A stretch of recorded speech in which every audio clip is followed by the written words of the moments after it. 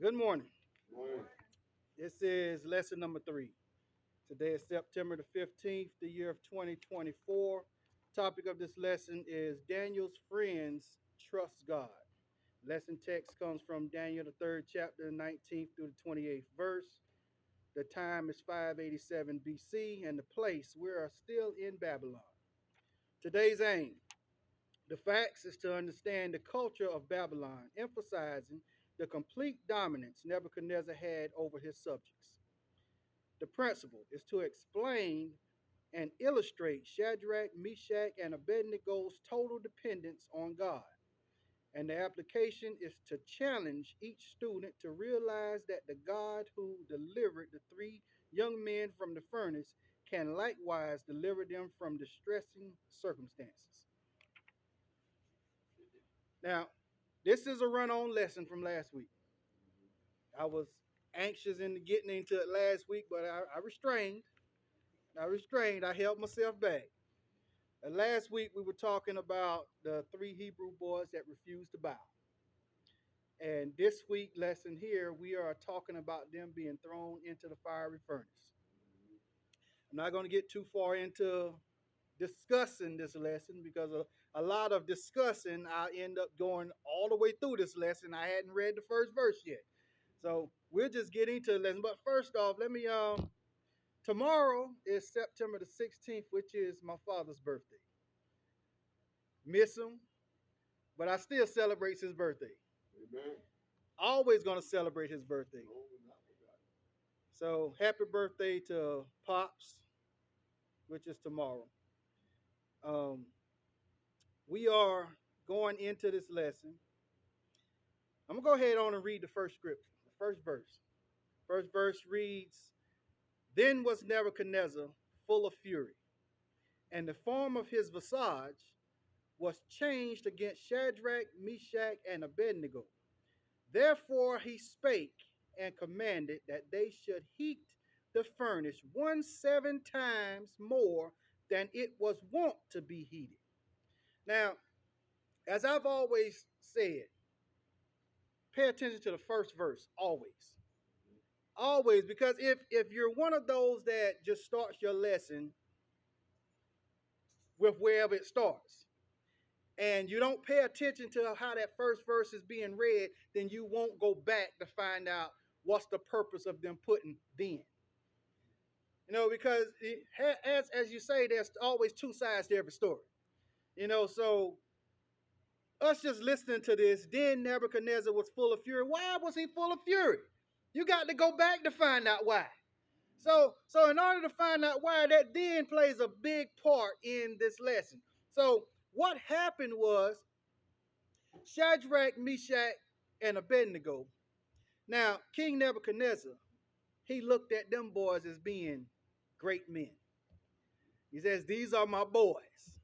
I brought these boys up to work for me." So, in other words, King Nebuchadnezzar, he raised these boys up to be exactly who he wanted them to be. And all of a sudden, the command that he gives, they refuse. So that's about like parents telling their child to do something and the child say no. Out of all these years that the parent has raised this child, and the child tell the parent no. So Nebuchadnezzar looked back and he's like, "What?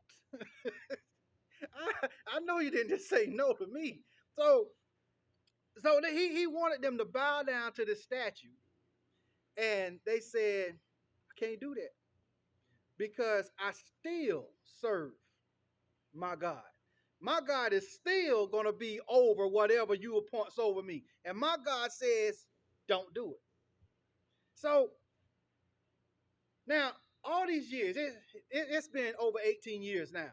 When we first started reading about these boys, they had just got into captivity. Then they had their little 3 years of training. And now this is 18 years later. Now, these boys, they not little boys anymore.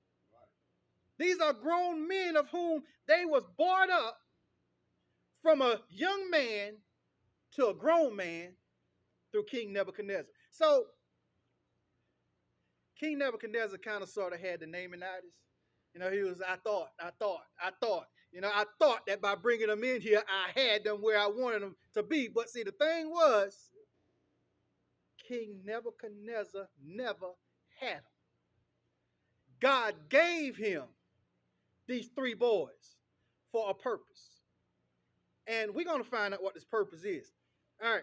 So then Nebuchadnezzar, full of fury, and the form of his visage was changed. So at this moment here, he didn't look at these boys the same way. He was angry. He was upset with them because he thought that he had three boys that was on his side. But now things has changed. He started getting into rage when it come to these three boys now. So therefore he spake and commanded that they should heat the furnace 17 times more than it was wont to be heated. Now we're talking about this furnace being heated up 7 times more than it has ever been heated ever. Now, y'all know how things are with the car. If you're always driving a car at a certain speed and you never get over a certain speed, and you've been doing this, let's just go ahead and say 18 years, since these boys have been going through this for 18 years. You've been driving this car the same way for 18 years and you never hit over 70 miles an hour. And then you get your child behind the wheel and then they gun it to the floor. Now you got to call a tow truck because this car isn't used to something that it hadn't been through before. So now they're heating this furnace up hotter than this furnace has ever been. So I want y'all to understand this part here. In order for that furnace to still survive this much of heat, God would have to support that furnace too. See, and God is supporting this furnace for a purpose. Because undoubtedly this furnace has never reached this heat before. So this furnace would have melted itself. So it says here, and he commanded the most mighty men that were in his army to bind Shadrach, Meshach, and Abednego, and to cast them into the burning fiery furnace. Waste of resources here, you ask me, because they're gonna use three of the toughest men that he got in his army to bind Shadrach, Meshach, and Abednego, who, I might add, would have done anything the king asked.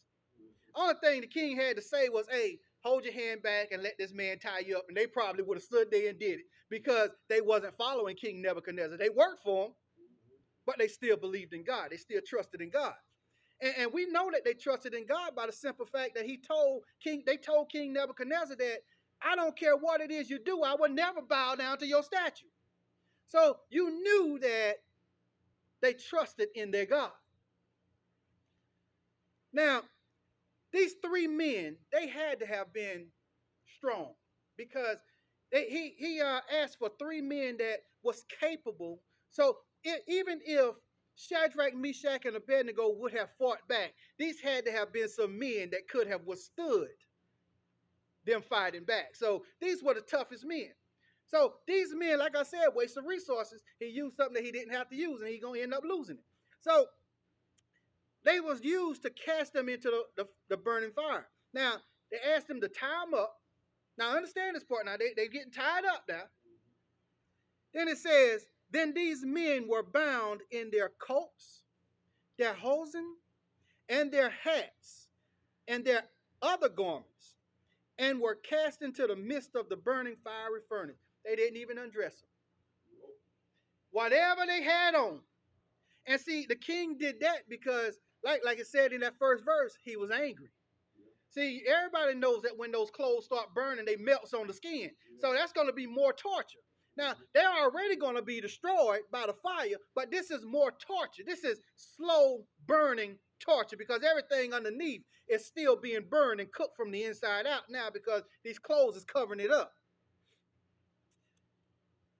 Therefore, because the king's commandment was urgent, the king sent out a decree. He told him, he said, this is what I want you to do. I want y'all three men to take these three boys and toss them into the fiery furnace. So because his commandment was urgent and the furnace was exceedingly hot, hotter than it has ever been before, the flame of the fire slew those three men that took up Shadrach, Meshach, and Abednego.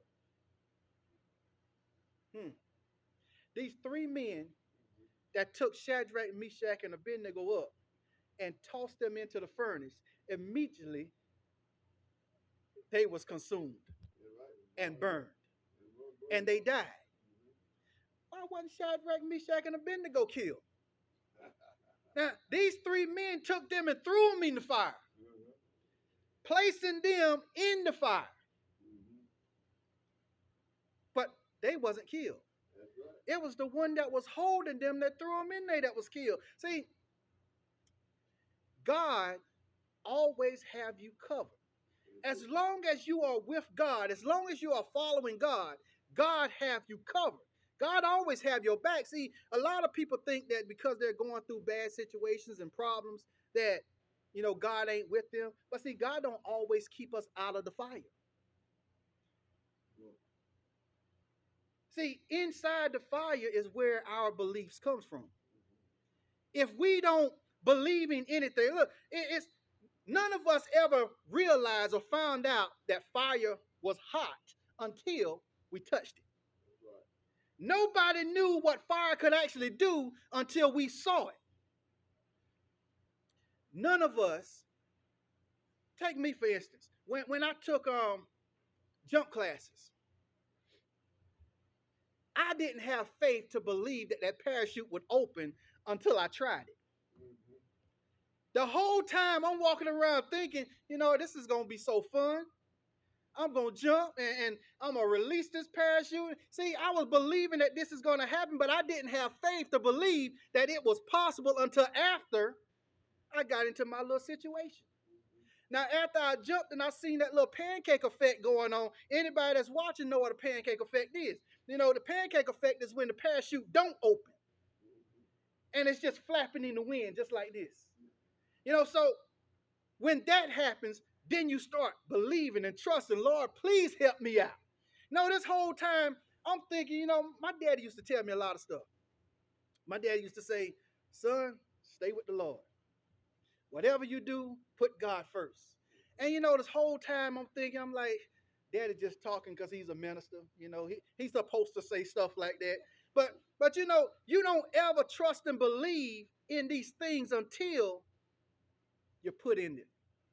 And see, God, he will never hold his people from the fire because he wants us to grow. He wants us to learn. So anytime we're going through situations because it's a growing factor. It's a learning factor. You'll never know how things happen and how things work until you've actually experienced it. And these three men, Shadrach, Meshach, and Abednego, fell down bound into the midst of the burning fiery furnace. Now it says in the midst. In the midst is the middle. All right. And in the middle, that's where you find the hottest, the most heat. And I'm going to tell you how it is. All right. If you strike a lighter and you look at the lighter and you see the orange and the yellow and you might see red and you might see blue, but then you see a gap and then you see the lighter. Where that gap is, that's the mist. And if you take your finger and you try to stick it in that gap thinking that there's nothing there, you're going to get burned worse than you would have gotten burned if you would have touched the yellow part. Because that's the hottest part of the fire. So in the midst, they tossed them in the midst where all the heat was, all the destruction, all the disaster. So they're going through everything that anybody can possibly imagine is bad. The worst part of things possible is what they're going through.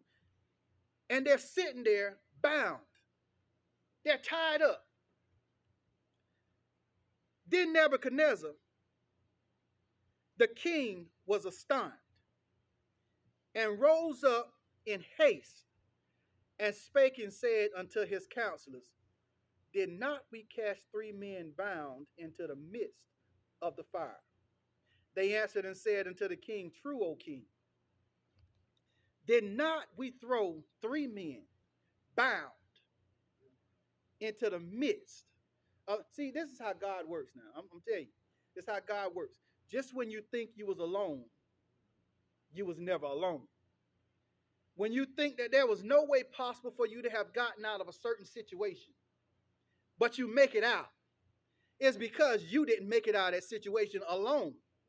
God was with you the whole time. See, God shielded them when they were thrown into the fire. That's why they wasn't the ones burning. It was the 3 men that threw them in there because God had them shielded.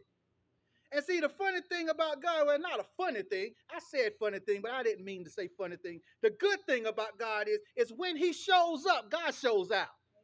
I'm going to tell you like that. When God shows up, he shows out. Because when he show up, things happen that shouldn't. You end up gaining things that you shouldn't have got.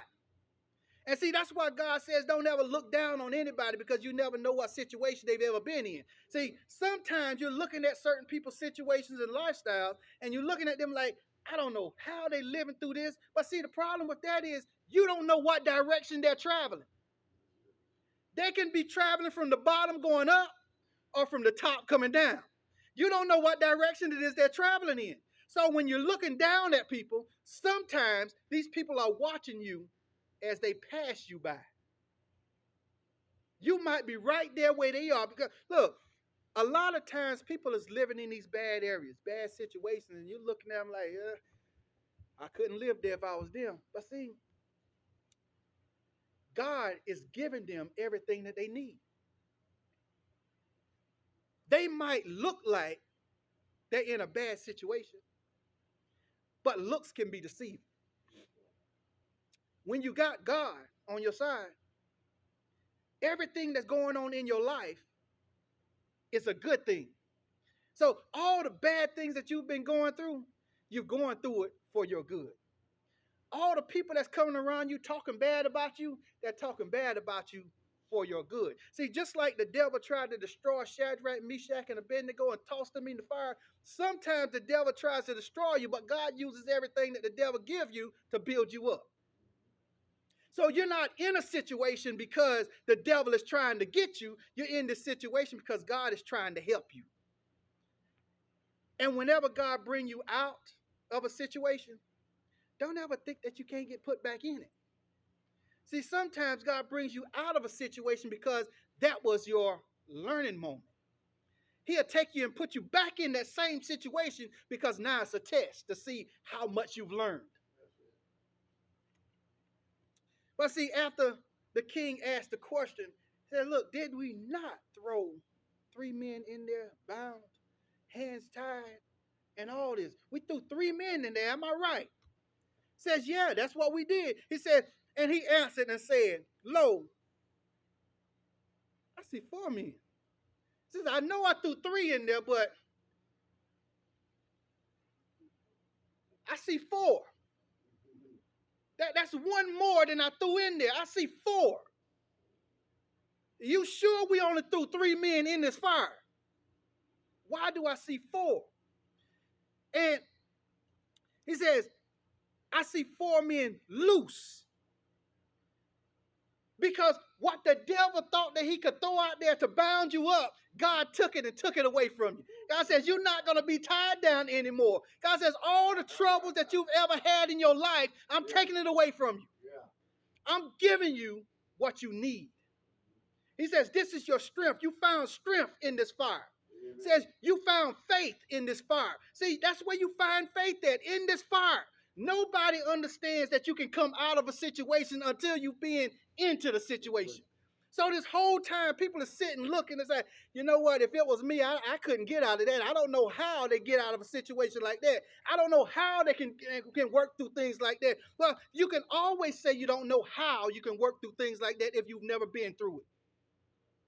But see, your faith lies when you get in to the fire. See, when you get into the fire, now you can start depending on God to bring you out of it.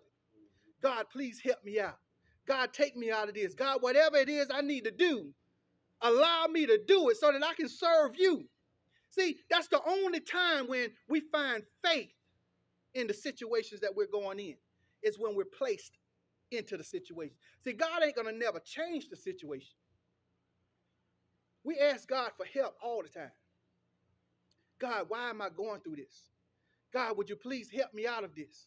God, why do I always have to go through problems like this? God, why me? Why me? Why me? See, God won't change the situation. He just changed the outcome. See, the situation will never change, but the way you handle it after this will. See, and the reason he changes the outcome is because now that you've done gone through it and you understand that God can bring you out, now God can use you to help your fellow brother or sister. Because now you can tell your fellow brother or sister that God is real.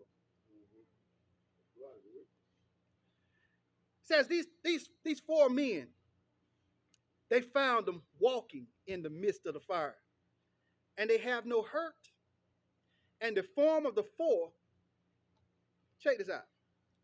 They said the form of the fourth is like the Son of God. Now, who said this? This thing here, this was Nebuchadnezzar. He says, look, the form of the fourth looks like the Son of God. Now, we in the Old Testament now. Yeah. We in the Old Testament here. Y'all got to check this out. We are in the Old Testament. Jesus wasn't born yet. We in the Old Testament, but it says the form of the fourth is like the Son of God. Nebuchadnezzar was a pagan man. Nebuchadnezzar didn't believe in the true living God like we do. Nebuchadnezzar believed in idol gods. Nebuchadnezzar believed that there's a God for this and there's a God for that. But he says here, the form of the fourth is like the Son of God. But yet we still find people today saying, I don't know about this Jesus thing. But here it is, right here in the Old Testament, before Jesus was even thought about. The form of the fourth is like the Son of God. Now, anytime you're having a situation, I'm going to say a situation. I ain't going to say a problem because God don't just show up when you're having problems. So anytime you're having a situation, God is there. Anytime you're looking around and you feel like you are all alone, God is there. The only thing that you got to do is feel right here and feel that thing bump a few times. That's God. God is always there. So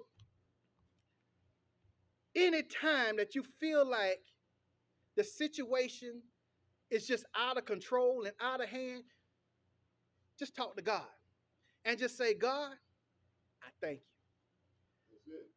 All your problems in the world couldn't be solved with just a smile. All your problems that you ever went through in the world can be changed with just by saying thank you. Because God put you through certain situations for your good. God brings you out of certain situations for your good. Because all things work together for your good. And I don't care what the problem is. I don't care what the situation is. But all things work together for your good. See, just like these three men that got burned up, tossing these boys into the fiery furnace. See, that was God saying, touch not my anointed. See, and when you touch God's anointed, God touches you. And see, sometimes when God touches you, you don't get a second chance. Because that be it. Because God said, leave my anointing alone. Do my servants no harm. But see, when you start messing with God's people, God gonna want to mess with you. Says, then Nebuchadnezzar came. Now, this is again right here now. This is the third time I'm seeing this, where God actually shielded people. All right, it says right here, it says, then Nebuchadnezzar came near to the mouth of the burning fiery furnace. The same place that these three men threw Shadrach, Meshach, and Abednego in. God allowed Nebuchadnezzar to go and see it. Because God says these things that you have done to try to destroy my people, I want you to see how blessed they are. I want you to see what you actually did. Those things that the devil used to destroy you, God took that and used it for your good. People can't bring you down as long as you got God on your side. People can't hurt you as long as you got God on your side. See, as long as you got God on your side, every step you take is a step up. But see, your steps, they tend to change when you allow the devil to say, God didn't do this, I did. When you decide to change for other people, when you decide to put your religion on the side because certain people. Now, Shadrach, Meshach, and Abednego, they refused to bow to the statue. Now, Them refusing to bow to the statue. A lot of people looked at this and they said, you know what, they could have done that and still put God first. No, because if they would have bowed to this statue of which God already said, put no God over me, worship no idols, that wouldn't have been putting God first. That would have been putting their lives over God. And see, who's the ruler of all mankind's lives? God. So by you putting your life over God, God can take it. Because God says, you're putting things before me that I gave you. If I give it to you, I can take it from you. And we got a lot of these folks coming through, and you want to substitute a lot of things. God tells us not to substitute anything. We substitute in church now. We're doing certain things because nobody wants to show up to church anymore. So we are substituting the church with apps on our phones. We're substituting the church with TV. We're substituting the church with people coming into you saying, hey, here, read this book. This book is about a God. So we're substituting church for a lot of things. And see, I'm going to tell you, everything isn't meant to be substituted. If you go to the grocery store and you buy yourself a good can of Raid spray, that Raid, it'll kill on contact. Am I correct? Okay, but if you go to the store and you buy yourself a knockoff can and you spray a roach or two, all he's going to do is take the liquids that he done drunk and go and share it with the rest of them. And the only reason you see some of them dead is because they drank too much. So when we're substituting church for outside things, we're not gaining 100% of the effect. All we're doing is taking in what the people say we need. But we're not gaining what God says we need to do. See, we're only giving half of our work to God. See, we can come into church and we can substitute church, and then after church services, we can talk about how good this was, talk about how good that was. We can go and have a good time all day long, but tomorrow, we are back to being who we was. But see, when you give church 100% and there's no substitute there, all the things that you've ever been to has got to change. The person that you used to be has got to change. The things that you used to do has got to change. There is no substitute when it comes to God, because your whole life has got to change when it comes to God.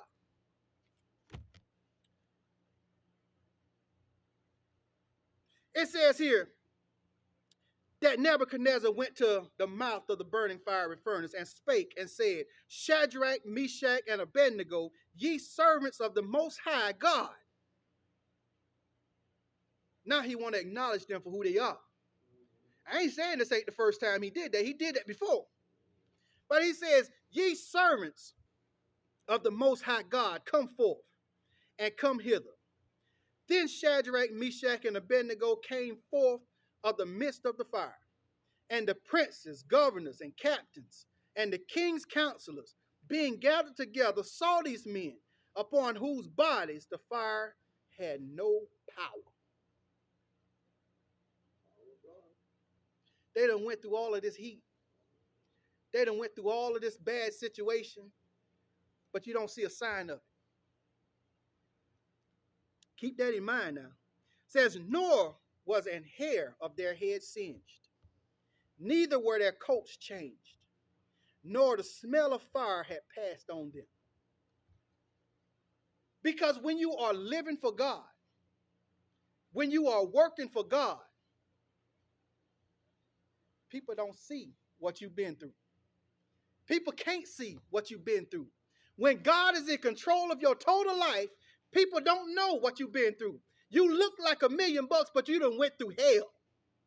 People done seen it all. Your whole life has been terrible. But people ain't going to see that. People only see what God wants them to see. People don't see what your life has been like. People see what your life is like. People's not looking at that house that you're living in. People's looking at the house that is inside of you. People's looking at God's house. See, God says you can't hurt my church. I don't care what it is you out there doing, you can't hurt my church. See, this building here, this is not a church. See, a lot of people worship this building, but this ain't what you need to worship.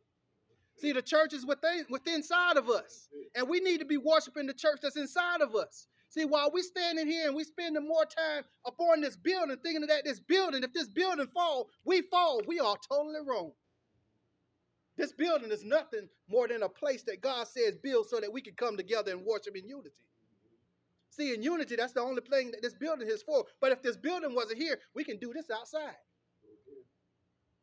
We might not have the electricity, but back in the day, all we had was hand claps and foot stomps. Yeah. We didn't need all of this electricity back in the day because God was in control of people back then. It says, then Nebuchadnezzar spake and said, blessed be the God of Shadrach, Meshach, and Abednego, who hath sent his angel and delivered his servants that trusted in him.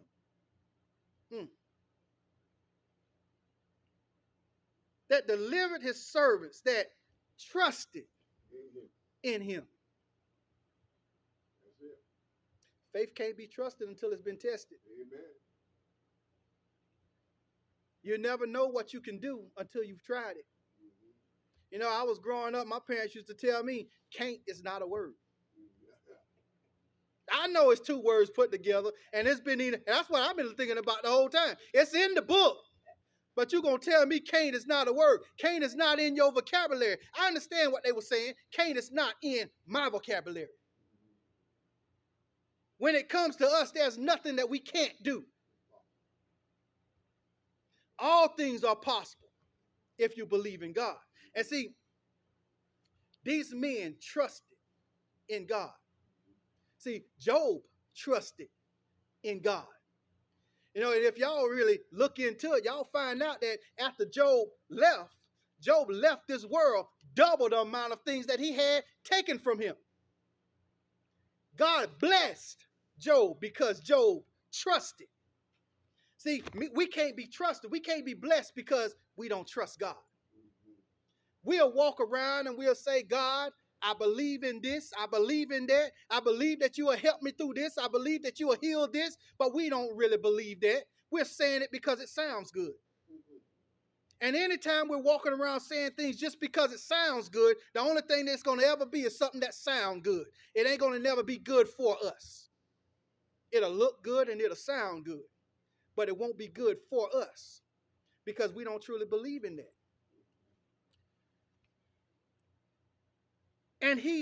And have changed the king's word and yielded their bodies, and they might not serve nor worship any God except their own God. See, because they stood on, y'all remember I talked about standing on something last week, and because they stood on what they believed, Nebuchadnezzar ain't had no other choice but to back up. He ain't had no other choice but to leave you alone. So because they didn't change who they was just to fit in, Nebuchadnezzar says, you know what? I'm going to leave them alone. I'm going to let them do them, and I'm going to do me. Because if them doing them is going to let me keep them, see, he's the one that had to change for them. They didn't change for him. And my father used to tell me all the time, he said, son, be your own man. You be the leader. If anybody stop doing what they want to do to follow somebody, let them stop being them to follow you. He said, I don't ever want to see you following up with somebody else. Because if you get in trouble following somebody else, I'm going to get you for being you. He says, I'm not going to get them for leading you into that. I'm going to get you because you decided to do you. And doing you is what got you in this situation. You know, the thing is, just like these three boys, Shadrach, Meshach, and Abednego, if you don't stand for something, you'll fall for nothing. And see, you got to have a name on something that you're believing in before you fall down to something that you don't believe in. You didn't want to go over there in the first place, but because you didn't stand up for what you wanted to do, you fell for it. So start standing for what you need to stand for. Stand up for something. And see, in our case here, we need to start standing for God. Because when you don't stand for God, you fall into whatever trap the devil got for you. And see, the devil got a lot of tricks out there for us. The devil's out there making us believe that the things that he is trying to give us is his stuff that he wants us to have. But see, the truth to that is, everything that the devil got his hands on is already ours. The devil is making us believe that he is giving us something that we already own. Stop giving the devil so much of credit. Start standing up and believing in what we believe in and trust in God.